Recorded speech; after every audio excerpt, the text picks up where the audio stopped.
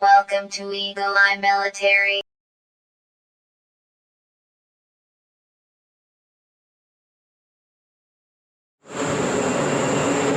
The Navy is testing its next-generation aircraft, the F-35C Lightning II, aboard USS Abraham Lincoln. One of the very fundamental tests for these pilots is simply landing and stopping on the deck of this floating city, and as research has shown, it's not always an easy thing to do.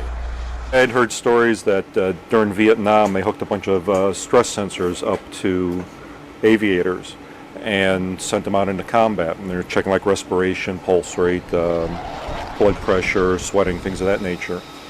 And they found out that yes, being shot at in combat was pretty stressful, but the most stressful thing these aviators did was land on the carrier at nighttime.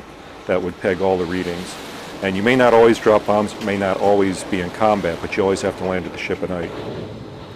So to help the pilots, the Navy implemented various electronic systems such as radar to assist them in landing.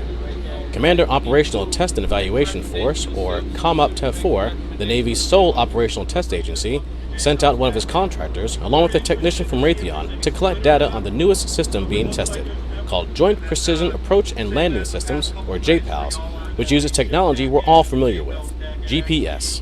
There's 5 sensors spread throughout the ship that collect GPS data.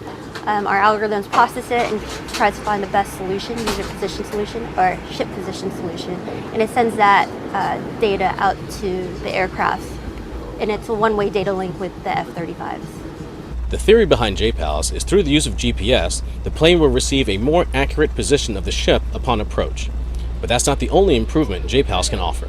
One thing that's significant about JPALS is not yet a complete replacement, but very well integrated into existing systems, so it allows us to use capabilities and strengths of the old system with the capability and new strengths of JPALS now.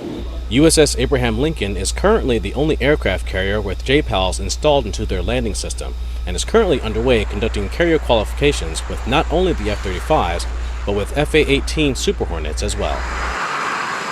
Well, it works out nicely is that F-35 is also out here doing their own testing, and the results from both the JPALS test and the F-35 test goes through COMOPTEF-4, then from our admiral at COMOPTEF-4 on up to the Chief of Naval Operations, and they'll make the decision based on the test results as to whether or not they want to continue purchasing and using the systems.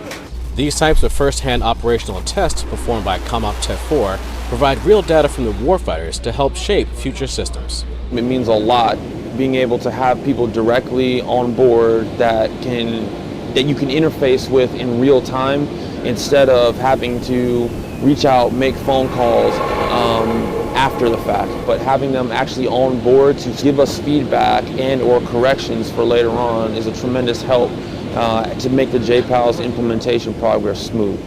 Petty Officer Brian M. Brooks, USS Abraham Lincoln.